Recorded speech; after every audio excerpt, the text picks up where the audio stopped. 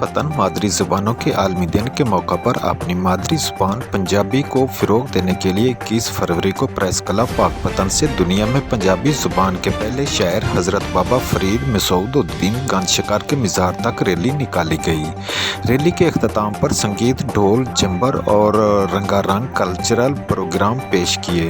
मेहमान ख़ुसूसी साबका ticket holder Khalid Masood Sheikh, Chaudhry Muzaffar Iqbal, advocate Chaudhry Israr Ahmad, Nasrullah Rana, Motia Masood, सदर district press club Hasan Abbas Bukhari, सदर press club Malik Mohammad Ali, chairman district press club Sheikh Munir, Syed Abul Hasan Shah, ज़िलाई general secretary Mohammad Jamil Faridi, city general secretary MD Bhatt, Khalid Bashir Samiullah, Syed Makhdoom Hussain Naqvi, Madad Ali Rahmani, Syed Mushtaq Hussain Naqvi, Syed Naseem Askari, Chaudhary Ghulam Farid, Ali Hasnain, Syed Mohammad Ahmed Shah, Tair Farid, Waseem Sajjad, Syed Awais Mumtaz, उहदेदारान इमरान डिस्ट्रिक्ट प्रेस क्लब, सियासी समाजी अदबी शख्सियात ने रैली में शिरकत की। सांझ लोग राज और पंजाबी तंजीमों के ज़ेर तमाम प्रेस क्लब में पंजाबी कल्चर प्रोग्राम में इनकाद भी किया गया। इस मौका पर खालिद मसूद शेख, सदर प्रेस क्लब मोहम्मद अली, सदर district press club Hasan Abbas Bukhari, Mohammad Jamil Faridi, professor Amir Hamza, Zafar Iqbal, advocate Chaudhry Israr Ahmad, Nasrullah Rana ने खिताब करते हुए कहा कि पंजाबी ज़ुबान के फ़रोग़ के लिए सबको अपना अपना किरदार अदा करना चाहिए। वज़ीर-ए-आज़म और आला हुकाम ने अर्ज़ है कि पहली जमात टू 10वीं तक पंजाबी लाज़िम करार दी जाए।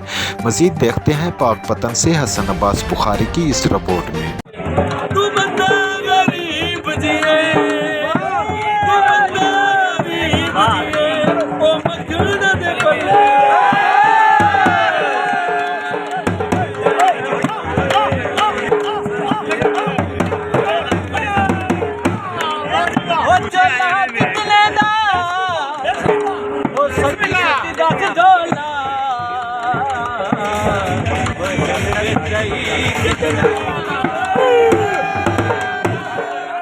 ਅੱਜ 21 फरवरी का ਦਿਹਾੜ है तो इस ਦਿਹਾੜ ਨੂੰ ਪ੍ਰੈਸ ਕਲੱਬ ਦੇ ਪਲੇਟਫਾਰਮ ਤੇ ਮਨਾਇਆ ਜਾ ਰਿਹਾ ਹੈ। ਮੇਰੇ ਨਾਲ ਪਾਕਪਤਨ ਦੀ ਕੋਈ ਚੰਦ ਸ਼ਖਸੀਅਤ ਮੌਜੂਦ ਨੇ, ਇਹਨਾਂ ਨੂੰ ਪੁੱਛਦੇ ਹਾਂ ਕਿ 21 फरवरी ਪੰਜਾਬੀ ਦਾ ਦਿਹਾੜ ਕਿਸ ਤਰ੍ਹਾਂ ਮਨਾਇਆ ਜਾਂਦਾ ਹੈ। ਜੀ 21 फरवरी ਅਸੀਂ ਚੁੱਕੇ ਪੰਜਾਬੀ ਹਾਂ, ਪੰਜਾਬੀ ਸਾਡੀ ਮਾਂ ਬੋਲੀ ਜ਼ੁਬਾਨ ਹੈ ਔਰ ਇਸ ਦਿਨ ਨੂੰ 21 फरवरी ਨੂੰ ਅਸੀਂ ਸਾਰੇ ਰਲ ਕੇ ਪੰਜਾਬੀ ਭਰਾ ਇਹਨੂੰ ਪੂਰੇ ਜੋਸ਼ੋ ਖਰੋਸ਼ ਦੇ ਨਾਲ ਔਰ ਰੈਲੀ ਦੀ ਸ਼ਕਲ ਦੇ ਵਿੱਚ ਅੱਜ ਅਸੀਂ ਪਾਕਪਤਨ ਦੇ ਵਿੱਚ ਅਸੀਂ ਮਨਾਵਾਂਗੇ। ਪਾਕਪਤਨ ਸੋਹਣੀ ਧਰਤੀ ਪੰਜਾਬ ਦੀ। ਮੈਨੂੰ ਬੜਾ ਚੰਗਾ ਲੱਗਦਾ ਪਿਆ ਕਿ ਅਸੀਂ ਆਪਣੀ ਅੱਜ ਮਾਂ ਬੋਲੀ ਵਾਸਤੇ ਇਕੱਠੇ ਹੋਏ ਆ। ਮੈਂ ABN ਚੈਨਲ ਦੀ ਬਹੁਤ ਮਸ਼ਹੂਰ ਆ ਜਿਨ੍ਹਾਂ ਨੇ ਇੰਨੀ ਕਵਰੇਜ ਕੀਤੀ ਪੰਜਾਬੀ ਨੂੰ ਤੇ ਪੰਜਾਬੀ ਤੇ ਅਸੀਂ ਪਹਿਲੇ ਵੀ ਲੋਕ ਕੰਮ ਕਰਨੇ ਆ। ਪੰਜਾਬ ਦੇ ਵਸਨੀਕ, ਪੰਜਾਬ ਦੇ ਪੁੱਤਰ ਆਪਣੀ ਮਾਂ ਬੋਲੀ ਨੂੰ ਮਾਣ ਦੇਣ ਲਈ ਹਰ ਜਗ੍ਹਾ ਤੇ ਅੱਜ ਰੈਲੀਆਂ ਕੱਢ ਰਹੇ ਨੇ। ਅੱਜ ਅਸੀਂ ਵੀ ਪਾਕਪਤਨ ਸ਼ਹਿਰ ਵਿੱਚ ਬਾਬਾ ਫਰੀਦ ਦੀ ਧਰਤੀ ਦੇ ਵਿੱਚ ਅਸੀਂ ਪੰਜਾਬੀ ਟੋਰੇ ਦਾ ਬੰਦੋਬਸਤ ਕੀਤਾ ਹੈ ਤੇ ਅਸੀਂ ਇਨਸ਼ਾਅੱਲਾ ਪੰਜਾਬ ਦੇ ਪੁੱਤਰ ਆਪਦੀ ਮਾਂ ਨੂੰ ਇੱਜ਼ਤ ਦੇਣ ਲਈ ਅਸੀਂ ਇਹਨਾਂ ਨੂੰ ਖੁਸ਼ ਆਮਦੀਦ ਕਹਿੰਦੇ ਹਾਂ। ਜਨਾਬ, ਸੱਚ ਬਿਸਮਿਲ੍ਲਾ, ਜੀ ਆਇਆਂ ਨੂੰ।